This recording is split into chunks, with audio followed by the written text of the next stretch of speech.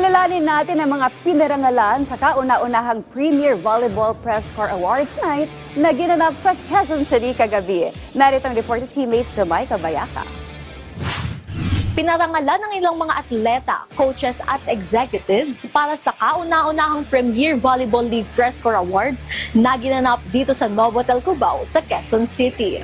Tila mga bituing nagniningning ang mga tumanggap ng parangal sa 2025 PVL Press Corps Awards Night kagabi. Bago magsimula ang awarding, red carpet moments muna ang nirampahan ng mga present sa event. Pero ang pinaka-highlight ng gabi ay ang pag-akyat sa stage ng mga awardees. Una sa listahan ay ang Rookie of the Year Award na iginawad kay Thea Gagate ng Zeus Coffee Thunderbells. Habang si Eliza Eroa naman ng Galleries Tower tinanggap ang Comeback of the Year Award. Nakuha din ni Dina Wong ng Choco Mucho ang Fan Favorite Award. Miss Quality Minutes naman si Chi Sight ng Petrogas at Most Improved Player naman si Ellie Soyud ng Akari. Very grateful ako kasi binoto ko ng mga tao and naniniwala talaga sila and yun nga na-appreciate nila yung effort ko as a rookie and I'm really grateful for that. Sobrang sarap sa feeling na ma-recognize. And then, syempre, lahat ng hard work nagbunga din and na-appreciate nung iba. Hakot Awards naman ng Team Creamline Cool Smashers. Maliban sa pagkamit ng Team of the Year Award, ginawaran din bilang Coach of the Year si Coach Sherwin Meneses, habang Executive Award naman si Jonathan Nang. Tumanggap din ng parangal ang tig-pitong atleta para sa men's and women's mythical team. To all the fans, maraming salamat po sa palaging pagsuporta sa amin on and off the court, manalo matalo, and see you guys again sa next conference. Very thankful for the year that we had as a team and personally, individually, very thankful also for what has transpired. It's definitely something I didn't expect na maabot ko pa, but we're here today, so thank you so much.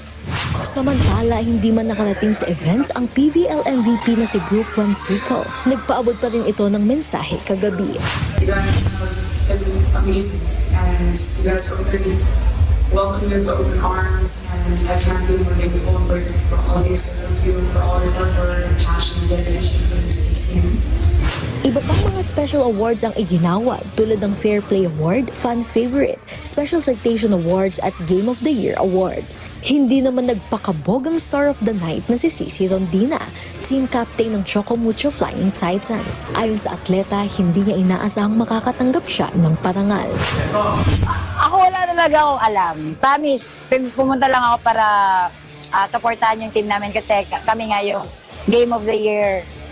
Di ko alam na may Star of the Night pala si PVL Press Corps. Thank you so much sa pag-vote and ayun, uuwi akong may award. Yay! Pinili ang mga awardees base sa kanilang overall statistics. Mula 2024 PVL Rainforce Conference, 2024 Invitational Conference, at ang halos katatapos lang na All-Filipino Conference. Pinagbotohan din ito ng mga team representatives at members ng PVL Press Corps. Habang ang ilang mga special awards naman ay pinagbotohan ng mga fans sa social media. Naniniwala si Lance Agkawili, PVL Press Corps President, na sa tulong ng kanilang collaboration ng PVL, successful ang kinalabasan ng program at aasahang marami pa ang aabangan sa mga susunod na awarding ceremonies. Sobrang successful lalo na kasi ito yung pinakauna. Kumaga, it's our first time yung core group ng PBL Press Corps and yung PBL first time nila in-season award. So, sobrang ganda for a first time pero this is just the beginning. Talagang marami pa na tayong mas mapapaganda pang awards night for the future. Para sa objective at impartial selection, sinuri ang mga awardees base sa kanilang performances sa past 3 conferences. Patunay lamang ito ang pamamayagpag at galing ng mga Pinoy sa larangan ng volleyball. Jamaica Bayaka para sa atletang Pilipino, para sa bagong Pilipinas.